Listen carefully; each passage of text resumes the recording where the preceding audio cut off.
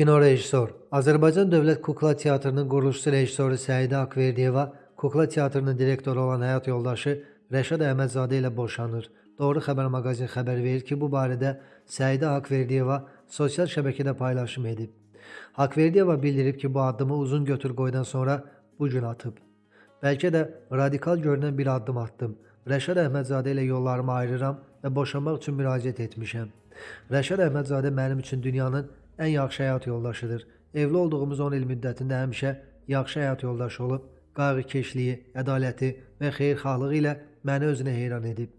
Onun kimi bir insandan ayrılmaq mənim üçün çox çətindir. Amma buna məcburam. 5 ilə yaxındır ki, məhz mənə görə müxtəlif bəhanələrlə həyat yoldaşıma mənəvi təzyiqlər göstərilir və səhhətində ciddi problemlər yaranıb.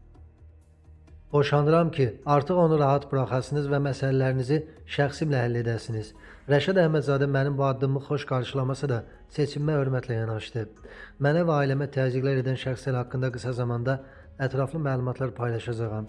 Çünki səbir kəsamda olub. İstəyirəm ki, siz də o adamları tanıyasınız. Davamı olacaq deyə kino rejissor vurğulayıb.